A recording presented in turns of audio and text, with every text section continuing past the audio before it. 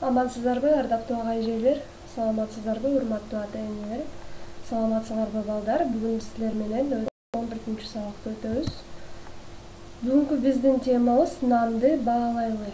Будем ценить хлеб. Китеп 67 бет, 1 бөлүгү. Тексти чогуу окуйду. Давайте прочитаем вместе текст. Будай талаада өсөт, пшеница растет на поле.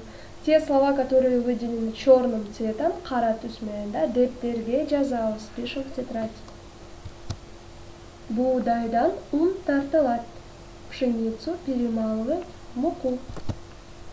Ундан нан жасалат, или же ундан нан бышырат. Из муки делают хлеб, или же из муки пекут хлеб. Боорсок, бөлкө, токоч, каттама, нандын түрлөрү, дейді хлеба. Балдар 67 бет, 2 бөлүгү, кайсы тамгалар жок? Каких букв нет? Давайте допишем, хорошо?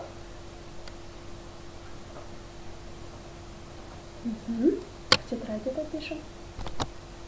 Үй иши, иш дептери 41 бет, нанды баалайлы. Суроолорго жооп жазгыла. Иш дептери 41 бет, нанды баалайлы. Суроолорго жооп жазабыз. Напишем ответы на вопросы. Буğday кайда өсөт? Буğday кайда өсөт? Из текста, да, находим ответы. Буğdayдан эмне жасалат? Нандын түрлөрүн жазгыла. Напишите виды хлеба. Көңүл бурганыңыздар үчүн чоң рахмат, урматтуу ата-энелер, балдар жана ага-эжелер. Сак саламатта калгыла жана кийинки сабакта көрүшкөнчө аман болгула.